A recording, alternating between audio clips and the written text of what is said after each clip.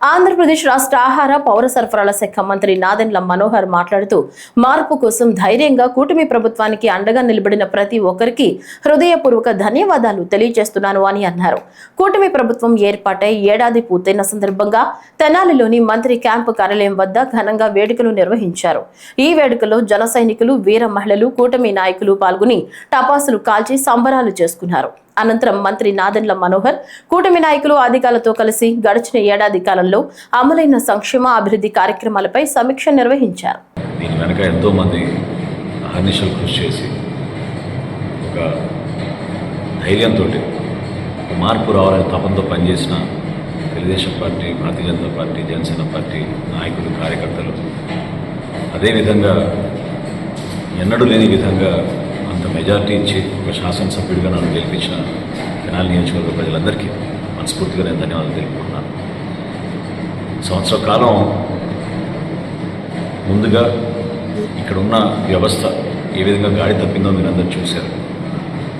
Law and order విషయంలో కానివ్వండి, ఎవరు ఊహించిన విధంగా సంక్షేమం అనే ఒక అపోహ సృష్టించి ఏమాత్రం కూడా అభివృద్ధి పైన దృష్టి సారించకుండా రోడ్లు ధ్వంసమయ్యే పరిస్థితి, కనీసం కాలువల మరమ్మతులు లేని పరిస్థితి, రైతాంగానికి అండగా నిలబడలేని ప్రభుత్వం, అటువంటి ఆలోచనలు ఆర్థికంగా కూడా ఎంతో నష్టం కలిగించిన సందర్భంలో ఈ సంవత్సర కాలం కూడా గౌరవ ముఖ్యమంత్రి గారు చంద్రబాబు నాయుడు గారి నాయకత్వంలో, మా నాయకుడు ఉప ముఖ్యమంత్రిగా పవన్ కళ్యాణ్ గారు అందరం కూడా కలిసికట్టుగా ఒక మార్పు తీసుకోవాలని తప్పతో పనిచేశాం.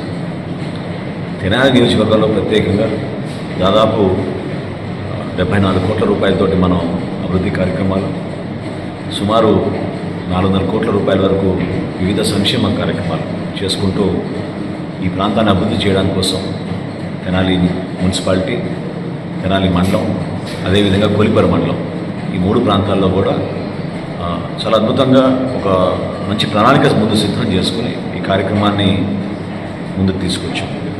ఇచ్చిన మాట మేరకు ముందుగా ఈ 4 లేన్ల రహదారి గుంటూరు నుంచి తెనాలికి, నారాకోడూరు నుంచి, అదేవిధంగా తెనాలి నుంచి మంగళగిరికి 650 కోట్ల రూపాయలతోటి మంజూరు చేయించాం.